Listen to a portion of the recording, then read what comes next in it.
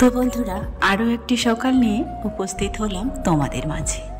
এইরকম সকালটা কার না দেখতে ভালো লাগে বলো তো। খুব সকাল সকাল মিষ্টি রোদ উঠেছিল। আজ সকাল থেকে ব্লগটা শুরু করেছি, তবে হ্যাঁ, বিশেষ কোনো কিছু তোমাদের সঙ্গে সেইভাবে শেয়ার করতে পারিনি। সকালে সমস্ত কাজবাজ ছেড়ে চলে এসেছি এবার রান্নার কাজে। রান্নার কথা তো আগে ভাবতে হয়, তাই না? তো দুদিন আগে কচুরলতি নিয়ে এসেছিলাম দুটো, তো এখন একটা রেখে দিয়েছিলাম আর এখনকার জন্য আর একটা রান্না হয়ে গেছে, তো সেটা নিয়ে বসেছি। চলো, আর কচুরলতিটা বিশেষ করে ছাড়াতে কিন্তু মোটামুটি ভালোই সময় লাগে, তো ছাড়ানো হয়ে গেল আর কেটে নিয়ে নিলাম। তো চলো এবারে যাব রান্নার কাছে। কচুরলতি, শাক এগুলো কিন্তু বেশ কিছুটা সময় নিয়ে সাজাতে হয়, তারপরে কিন্তু হয়। তারপরে তো বর্ষার সময়, বুঝতেই পারছো। তারপরেও কেন যে আমাকে এগুলোই বেশি ভালো লাগে আমি নিজেও জানি না। যেমন কচু শাক, কচুরলতি, কচুর পাতা দিয়ে, কচু শাকের পাতা দিয়ে মুড়ি ঘন্ট, এরকম এগুলাই ভালো লাগে মাছের মাথা দিয়ে। তারপরে বেশ কটা দিন বললাম অসুস্থ আছি, ঘর দৌড় কিছুই মোছামুছি হয়নি, এমনিতেই আছে। তারপরে আমি মুছতে চলে এসেছি আর রিয়া চলে গিয়েছে রান্নায়। ও বলছে, মা তুমি যেহেতু মুছছো তাহলে আমি রান্নাটাই সবার প্রথমে সেরে ফেলি। তো ও রান্নার কাজে চলে গিয়েছি। হ্যাঁ, চারিদিকে এখন দুর্গাপূজার জন্য মাইক বাজছে। চারিদিকে কি সুন্দর একটা আমেজ চলছে, শরতের আমেজ, তাই না? তার মধ্যে দুর্গাপুজো। তবে হ্যাঁ, এবার দুর্গাপুজোটা মনে হয় মানুষ সেই রকমভাবে করতে পারবে না, কারণ মুষলধারে সকাল বিকাল রাত সমানে বৃষ্টি হয়েই যাচ্ছে। মোছামুছি হচ্ছে আর এইদিকে কিন্তু মুষলধারায় বৃষ্টি পড়ছে। তারপরে এখানে রাজিয়াকে বললাম একটু পাখাটা চালিয়ে দিতে, তাহলে সঙ্গে সঙ্গে শুকিয়ে যাবে, তাই না? একসঙ্গে কিন্তু দুটো কাজ কমপ্লিট হয়ে যাচ্ছে, এদিকে রান্নাও হচ্ছে, মোছামুছিও হচ্ছে। তবে হ্যাঁ, রান্না হয়ে যাবে, তারপরেও যেন মোছামুছিটা হবে না আমার মনে হচ্ছে। দুটো বেডরুম, ডাইনিং, আবার ওইদিকে বেলকনিটা, সমস্ত কিছুই মোছামুছি করবো আজকে। ওটা জল দিয়ে ধুতে হবে। দেখো, মোছামুছি সমস্ত কাজ কমপ্লিট করে একেবারে স্নান করে বেরিয়ে গেলাম। এই তো একটু আগে মুষলধারায় বৃষ্টি পড়লো, তারপরে এখন আবারও একটু দেখলাম না, আকাশটা পরিষ্কার আছে। তো বন্ধুরা, এখন 12:30 বাজে, মানে 12:37, একটা বাজতে যাচ্ছে। রান্না বান্না হচ্ছে, রিয়া করলো। আর অনেক দিন ওই যে বললাম মোছামুছি হয়নি, তো মোছামুছিটা আমি করলাম। মোছামুছি করে কাছাকাছি করে একবারে স্নান করে বেরিয়ে গেলাম। আর ভাবছি আজকে একটা জায়গায় যাব, বলতে কি বলতো, গ্যাসের দোকানে যাব। গ্যাসের একটা সমস্যা আছে।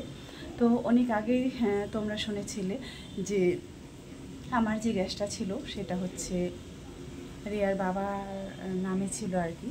তো অনেক আগেই বলেছিল আমাকে যে ও যদি এসে যদি, মানে কি বলে ওটাকে, আধার লিঙ্ক দিয়ে যেতে হবে, আর না দিলে নাকি বন্ধ হয়ে যাবে। তো আধার লিঙ্ক তো দেওয়া হয়নি, তো ওই জন্য ওইটা বন্ধ হয়ে যাবে, আমার আর হবে না। তো ওই দোকানে যাব একটু। আর একটা সিলিন্ডার দিয়ে অনেক দিন ধরে আমি রান্না করছি। আগে তো ছোট সিলিন্ডারে করতাম, তারপরে বড়টাই করলাম। তো এটাই মোটামুটি বহুদিন করলাম। যেদিন গ্যাস শেষ হয়ে যায় সেদিন হয়তো না খেয়ে থাকি, তারপরের দিন হয়তো খাই, যে করে হোক ম্যানেজ করি আর কি। তো বহুদিনের স্বপ্ন ছিল তো ডবল সিলিন্ডার করব, তো সেটার জন্য কথা বলবো আজকে। তো চলো যাব, এবার কি হয় ফাইনালি সেটা দেখা যাক। এখন হচ্ছে রান্না হয়ে গেছে, খাবো দাবো, তারপরে যাব। এই সময় একটু আগে যে এমন একটা বৃষ্টি হয়ে গেল, মনে হচ্ছে শ্রাবণ মাস, আসলে না, এটা কিন্তু আশ্বিন মাস। বৃষ্টি হয়, কিন্তু এরকম যে বৃষ্টি হয় সত্যি সেটা আগেও হয়নি। চারিদিকে যেন ঘন অন্ধকার, আর এটা যেন বৃষ্টি থেকে একেবারে ধুয়ে গেল। যদিও একটু আগে ধোয়া হয়েছিল, মানে স্রাবের জল দিয়ে বেশ সুন্দর করে বেলকনিটাও ধোয়া হয়েছিল। তার মধ্যে এখানে যে গাছগুলো আছে তাড়াতাড়ি করে নোংরা হয়ে যায়। তো চলো আরেকবারও ধোয়া হয়ে গেল। তোমাদেরকে বলেছিলাম একটা জায়গায় যাও, বের হবো। তো চলো, এখন হচ্ছে রেডি হয়ে গেছি, আর রিয়া রেডি হচ্ছে, দুর্গাবেটি যাব। আর এই শাড়িটাও কি বলতো, এই শাড়িটাও হচ্ছে দুর্গাপূজার সময় একটা পাওয়া শাড়ি আর কি। ভালোভাবে আমি তোমাদেরকে দেখাতে পারছি না। তো এই শাড়িটাও দুর্গাপূজার, মানে আজ থেকে 3 বছর আগে দুর্গাপূজায় এটা পেয়েছিলাম। তো শাড়িটা খুব হালকা পাতলা, এই যে শাড়িটা গায়ে দিয়েছি মনে হয় না যে মানে শাড়ি আছে গায়ে, এরকম হালকা পাতলা পরে আরাম আর কি। তবে কী বলো তো, পরিনি কোনোদিনও শাড়িটা, তো আজকে ভাবলাম যে চলো আজকে এখন এটা পরি। আর একটা দেখেছিলে ব্লু, সেটা ছিল আগের বছরের। তো ওই শাড়িগুলো এখন ধীরে ধীরে আর কি একটা একটা করে পরছি। তো ভাবছি এখন কি করব, এই যে টিউশনে যাওয়া হয়, যেখানে সেখানে যাওয়া হয়, এগুলো পরি। তো এই দুটো ছিল, এই দুটো বের করে নিতে আজকে এই বছরে বের করলাম। যদিও এখন দুর্গাপূজার সিজনে আর কি, এখন শুরু হয়নি। তো আমি যাচ্ছি একটু কাজে, তো চলো। তো এত সুন্দর একটা ওয়েদার দেখতে যেন বারে বারে এখানে আসছি। একটু আগে আবারও বৃষ্টি হয়ে গেল, কি সুন্দর। এখনও কিন্তু বৃষ্টির ফোঁটাগুলো লেগেই আছে। আর রেডি হয়ে আমি বেরিয়ে গেছি, সেটা তো তোমরা বুঝতেই পারছো। তবে হ্যাঁ, আমার ইম্পর্টেন্ট কাজ আছে। ওই যে বললাম, গ্যাসের সমস্যাটা নতুন করে আবারও পুনরায় কানেকশন নিতে হবে, এমনকি সমস্ত কিছু নতুন করে নিতে হবে। আগের যে ওভেন বার্নার সব ছিল, এটা কিন্তু একটা উনুন জ্বলতো না। তোমাদের অনেক আগে থেকেই বলতাম যে একটা খারাপ হয়ে গিয়েছে, তো সেটার জন্যই আজকে এসেছি। তারপরে আজকেও যে এখানে এত ভিড় তোমাদেরকে বলে বোঝাতে পারবো না। তবে হ্যাঁ, ভিড়ের মাঝে কোনো ভিডিও করা হয়নি। টোটোওয়ালাকে বললাম, সে বলছে না, আমি ওই রাজাবাজার পর্যন্ত যেতে পারবো না, মল্লিক চকেই ছেড়ে দেবো। তো আমি বললাম কেন? বলছে ওইখানে এখনই যেতে দেয়নি। আজকে যদি এই অবস্থা হয়, তাহলে সপ্তমী, অষ্টমী, নবমীতে কি হবে বলো তো? হ্যাঁ গো, মেদিনীপুরের লোকের সমাগমটা ঠিক এইরকমই হয়। আরেকবার দেখেছো তোমরা কলেজ মাঠটা যখন সরস্বতী পুজোর সময় মানুষকে খুঁজে পায় না। এসছি অনেকক্ষণেই, তো এসে কিন্তু আমাদের খাওয়া দাওয়া সমস্ত কিছু কমপ্লিট হয়ে গেছে, কারণ এখন 9:30 বাজে। তো গ্যাসের দোকানে গিয়েছিলাম, তারপরে এমনিতেই আরও একটু কাজ ছিল, ওটাই গিয়েছিলাম। আর কালকে ভিডিওতে তোমাদেরকে বলেছিলাম যে তোমরা যারা যারা কমেন্ট করেছো, দিদি এবার পুজোতে কী কী পেলে। তো তোমাদেরকে যেমন কথা দিয়েছিলাম, তো কী কী হয়েছে, তো চলো সেগুলো আজকে তোমাদেরকে দেখাচ্ছি। তো কেমন শাড়িটা কেমন, আর কী কী নিয়েছি, তো না আমি নিইনি, কী কী পেয়েছি এবার, তো সেটাই তো চলো দেখাই তোমাদেরকে। সবারই হয়েছে মোটামুটি, কারো বাকি নেই আর কি। তো চলো দেখাই। তো তোমাদেরকে যেই মতো আগের দিনে ব্লগে কথা দিয়েছিলাম, সেই মতো কিন্তু আবারও দেখার জন্য রেডি। তো এটা দেখতেই পাচ্ছ, এটা হচ্ছে রিয়ার গেল। আর এটা আমার একটা পরার জন্য পরার নাইটিটা ছিঁড়ে গিয়েছিল। তো যাই হোক, এটা আর তোমাদেরকে খুলে দেখালাম না, কারণ কি বলো তো, এটা হচ্ছে পরলে তো তোমরা দেখতেই পাবে, তাই না? তবে পিনটা খুব সুন্দর আছে। আর আমার তো একটু লম্বা চওড়া লাগে, খোঁজে কিন্তু পাওয়া যায় না অতি সহজে। এটা হচ্ছে রাজিয়ার।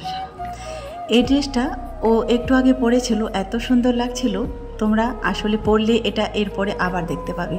এটার পিনটাও কিন্তু খুব সুন্দর, আর ডিজাইনটাও খুব সুন্দর লেগেছে আমাকে।